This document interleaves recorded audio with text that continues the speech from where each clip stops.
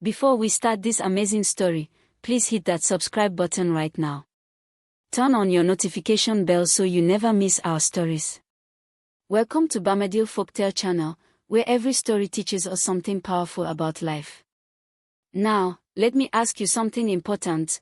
What if the person who threw you away like trash came back and saw you shining like gold? Stay with me because what happened at this wedding in Lagos will shock you. The big black car moved slowly down the dusty road in Lekki, Lagos. It was the kind of car that only very rich people drive. A Rolls Royce. People on the street stopped walking. They stopped talking. Everyone turned to look. Who is inside that car? A woman whispered. Maybe it's a president, a young boy said, his eyes wide. The wedding hall was the biggest and most beautiful in all of Lagos. There were flowers everywhere, red roses, white lilies, and golden ribbons hanging from the ceiling. Rich people filled every seat. They wore expensive clothes that sparkled under the bright lights. Some came from America. Some came from London. Everyone was there to see Marcus get married. Marcus stood at the front of the hall in a white suit that cost more money than some people see in a year. He smiled big. He was proud. Very proud. Next to him stood Vanessa, his bride. She wore a wedding dress so beautiful it looked like something from a movie. Diamonds covered her neck and ears. Today is my day, Marcus whispered to himself. Everyone will see how successful I am. The music played loudly. People danced. They laughed. They ate expensive food. But then, everything changed. The black car stopped right in front of the wedding hall. The engine went quiet. The whole street became silent. Even the birds stopped singing. The back door of the car opened slowly. First, one small shoe stepped out. Shiny and black. Then another. Then another. 3 little boys came out of the car, one by one. They wore white agbada with gold thread. They looked like little princes from an old African kingdom. But then, she stepped out. A woman in a bright yellow gelly and wrapper that shined like the sun. Her skin glowed. Her face was calm and peaceful. She held the hands of the 3 boys, and they walked together toward the wedding hall. People outside started taking pictures with their phones. Who is she? Someone asked. Those boys, they look the same, another person said. Wait. I think I know her face. Inside the wedding hall, someone near the door saw her coming. That person told another person. Then another. Soon, everyone stopped dancing. The music stopped playing. Even the man singing grabbed his microphone but couldn't make a sound. All eyes turned to the big glass doors at the entrance. Then she walked in. The woman in yellow stepped into the hall with the 3 boys beside her. Sunlight poured in behind her, making her look like she was glowing. The boys held her hands tightly, their little faces serious and brave. The whole room gasped. Hundreds of people breathed in at the same time. Marcus turned around to see what was happening. When his eyes found her, his mouth dropped open. His hands began to shake. The smile disappeared from his face like someone had wiped it away. No, he whispered. It can't be. Vanessa, his bride, grabbed his arm. Marcus, who is that woman? But Marcus couldn't speak. His tongue felt stuck in his mouth. The woman walked slowly down the middle of the hall. Her yellow wrapper swept the floor softly. Click, click, click. Her shoes made the only sound in the silent room. The 3 boys walked with her, their heads held high. Is that Sarah? An old woman in the crowd whispered. Sarah. Marcus's ex-wife. The one he divorced. The one he said couldn't have children. The whisper spread like fire in dry grass. Vanessa heard the whispers. Her eyes grew wide. Ex-wife, she said loudly. Marcus, what are they talking about? Marcus swallowed hard. His throat was dry like sand. Vanessa. I can explain. But before he could say another word, Sarah stopped walking. She stood in the middle of the hall, surrounded by shocked faces. Her 3 sons stood close to her, one on each side and one in front. Sarah's voice was soft but everyone heard it clearly. Hello, Marcus. The way she said his name made the whole room feel cold and hot at the same time. Marcus stared at the 3 boys. They had his nose, his eyes, his forehead. They looked exactly like him when he was a child. Those boys. He stammered. Are they yours? Sarah smiled gently. It wasn't a mean smile. It was a peaceful smile. The smile of someone who had cried many tears but found joy again. Yes, Marcus, she said calmly. They are mine. And they are proof that God answers prayers. Even when people say it's impossible. The room exploded with gasps and whispers. Vanessa dropped her wedding flowers on the floor. Yours. Yours, she screamed. Marcus, you told me she couldn't have children. You said she was the problem. Marcus's face turned white like he had seen a ghost. His legs felt weak. One of the little boys tugged on Sarah's wrapper. Mama, can we go now? He asked in a small voice. Sarah bent down and kissed his forehead. Soon, my son. Very soon. She looked at Marcus one more time. Then at Vanessa. Then at all the people watching with their mouths open. I didn't come here to spoil your wedding, Sarah said quietly. I came because you invited me. You wanted me to see your big day. So here I am. With the children you said I would never have. The silence that followed was so thick you could cut it with a knife. And that's when everyone realized this wedding was about to change in ways no one expected. But this story didn't start at that wedding. No. It started 7 long years ago in a small village called Ikorodu, just outside Lagos. Back then, Sarah was a different woman. A woman full of hope and love. Sarah and Marcus lived in a small house with a red roof. The house was simple but clean. Sarah swept the floor every morning. She cooked jollof rice, egusi soup, and pounded yam for Marcus. She washed his clothes by hand and hung them in the sun to dry. She loved him with her whole heart. When they got married, everyone in the village danced and celebrated for 3 days. What a beautiful couple, people said. They will have many children. But months passed. Then a year. Then 2 years. Sarah's stomach stayed flat. No baby came. At first, Marcus was kind. Don't worry, my wife, he would say. God will bless us when the time is right. But slowly, things changed. Marcus started coming home late. His eyes became cold. His words became sharp like knives. Why can't you give me a child? He would shout. Every other woman in this village has children. What's wrong with you? Sarah would cry quietly in the corner. I'm trying, Marcus. I'm praying every day. Your prayers are useless, he would yell. You are cursed. That's what you are, cursed. Those words broke Sarah's heart into a million pieces. She went to the hospital in Lagos. The doctor did many tests. Come back with your husband, the doctor said. I need to test him too. But when Sarah told Marcus, he became angry. Very angry. Test me, he shouted. There's nothing wrong with me. You are the problem. You are a barren woman. In their village, when a woman couldn't have children, people looked at her with pity.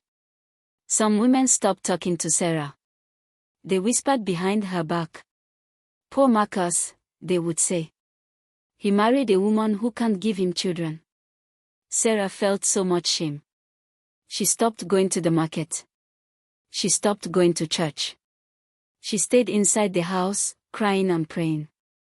God, she would whisper at night, if you can hear me, please help me. Please give me just one child. Just one. But heaven seemed silent.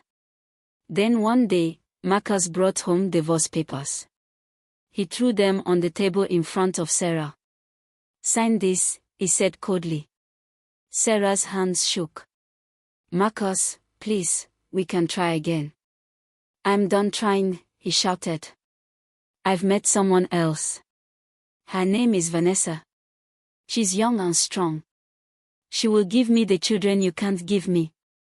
Tears poured down Sarah's face like rain. After everything, you're leaving me. Yes, Marcus said without any feeling in his voice.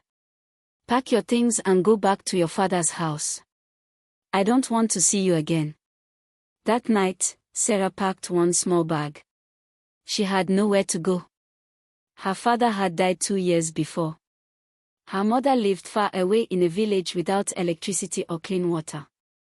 She stood outside the house one last time, looking at the red roof that had been her home. God, she whispered, I don't understand why this is happening. But please, don't let me die here. Help me find myself again. She walked away in the dark, with no money, no home, and no hope. Sarah moved to a small room in Mushin, a crowded part of Lagos. The room was tiny. Water leaked from the ceiling when it rained. But it was all she could afford. She found work at a small food shop, selling akara and bread in the morning. Her hands burned from the hot oil. Her back hurt from standing all day. But she kept walking. One day, an old woman named Mama Ngozi saw her crying behind the shop. Why are you crying, my daughter? Mama Ngozi asked kindly. Sarah told her everything. About Marcus. About being called Barren. About the divorce. Mama Ngozi held Sarah's hand. Listen to me carefully, she said. You were a person before you became a wife. Don't let that man's words kill who you really are. Those words planted a seed in Sarah's heart. Slowly, very slowly, Sarah began to heal. She started smiling again. She made friends at the shop. One friend, a nurse named Blessing, told her something important. Sarah, go see Dr. Adeyemi at Lagoon Hospital. He's a good doctor. He tells the truth. Sarah was afraid, but she went. Dr. Adeyemi was a gentleman with grey hair. He did all the tests again. When he finished, he called Sarah into his office. Mrs. Sarah, he said kindly, I have good news. There is absolutely nothing wrong with you. You can have children. Your body is perfectly healthy. Sarah couldn't breathe. But the other doctor said. Sometimes, Dr. Adeyemi said carefully, the problem is not with the woman. The problem can be with the man. Did your husband ever do this test? Sarah shook her head. No. He refused. The doctor nodded slowly. Then you have been carrying a blame that was never yours to carry. Sarah walked out of that hospital with tears streaming down her face. But these were different tears. Not tears of pain. Tears of freedom. I am not cursed, she whispered to herself. I am not broken. I never was. From that day, everything changed. Sarah started a small food business from her tiny room. She called it Golden Spoon Catering. She cooked party jollof rice, small chops, and meat pie. Word spread quickly. This woman's food is the best in Lagos. Book her for your party. Soon, she was cooking for big parties, weddings, and ceremonies. Her business grew and grew. Then one Sunday, after cooking for a church event, a quiet man approached her. His name was Daniel. He was a builder who designed houses. Your food was delicious, he said with a shy smile. I'd like to hire you for my mother's birthday. They started talking. Then laughing. Then meeting for lunch. Daniel was kind. He listened when she spoke. He didn't judge her past. When she told him her story, he simply said, "Some men are too blind to see treasure when it's in front of them. I'm grateful Marcus was blind, or I would never have met you." 6 months later, Daniel asked her to marry him. And 3 months after their simple, beautiful wedding, Sarah felt sick one morning. At the hospital, the doctor smiled big. "Congratulations, Mrs. Sarah. You're pregnant. With 3 babies. Triplets." Sarah fell to her knees right there in the hospital and cried tears of joy. God had not forgotten her. He was just waiting for the right time and the right man.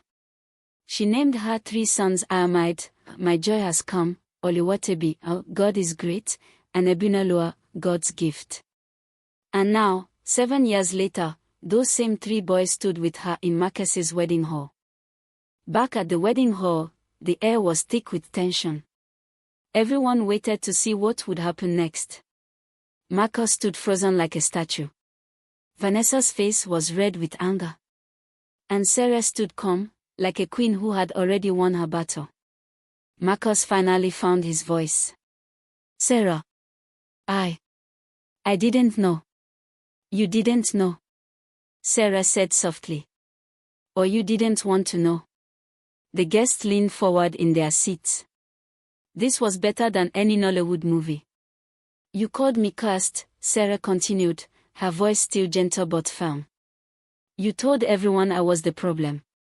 You threw me out like garbage. But you never once went to the doctor yourself. You were too proud."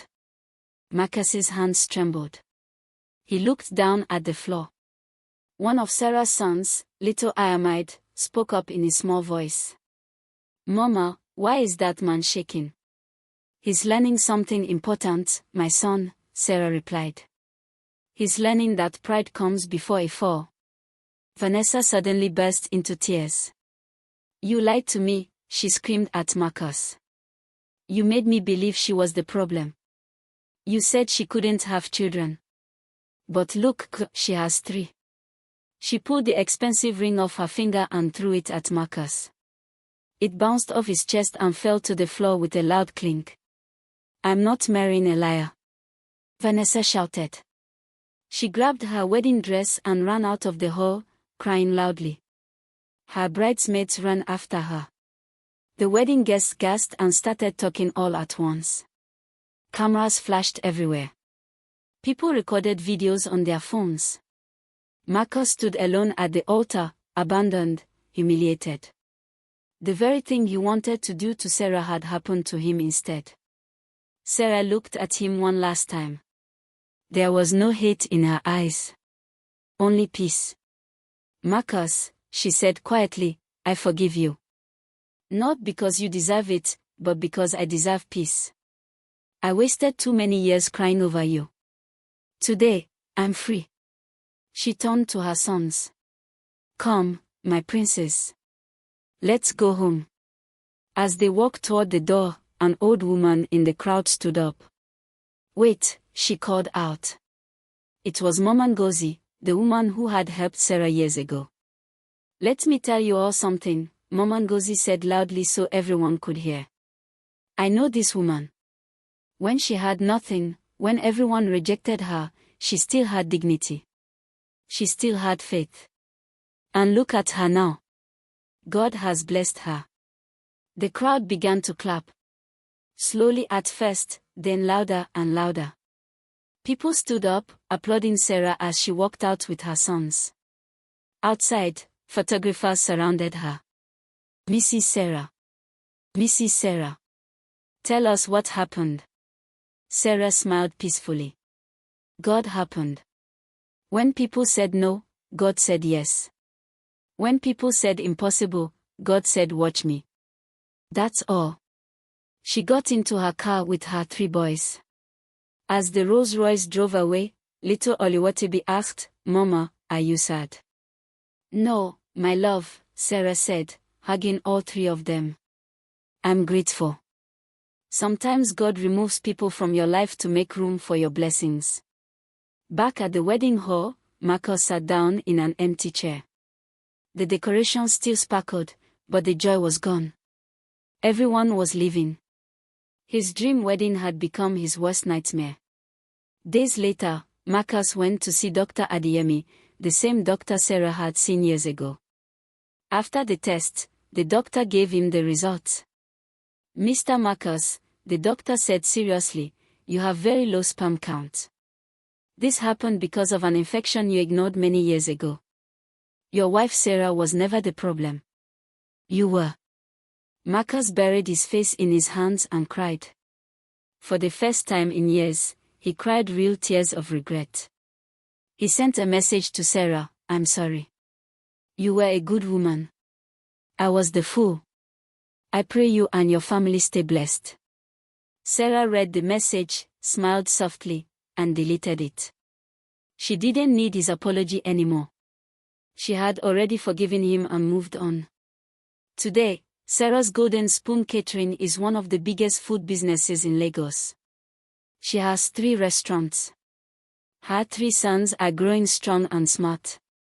Daniel loves her more each day.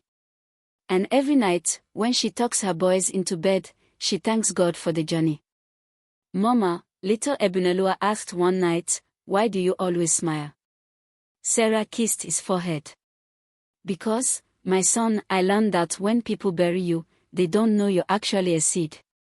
And seeds don't stay buried. They grow into mighty trees. And that, my dear friends, is how a woman who was called Barren became a mother of miracles. How a woman who was shamed became a symbol of strength. How a woman who was broken became unbreakable. A special message for you, my beautiful family at Bamidele Folktale Channel. As we step into the new year 2026, I want to pray for you. May this new year bring you blessings beyond your imagination. May every pain you suffered in the past turn into power for your future. May everyone who rejected you see you rising like the sun. May God surprise you with miracles when people say it's impossible. May your haters become your audience when God elevates you. May you enter 2026 with peace in your heart and victory in your hands. If you believe God can rewrite your story, type Amen in the comments right now. And please, if you haven't subscribed yet, hit that subscribe button. Don't just watch and leave. We are a family here, and I want to see you in every video. Turn on the notification bell so you never miss any of our powerful African folktales. Share this story with someone who needs encouragement today. Someone who's been rejected. Someone who's been called a failure. Let them know their story is not over yet. Thank you for watching. I love you all. See you in the next story.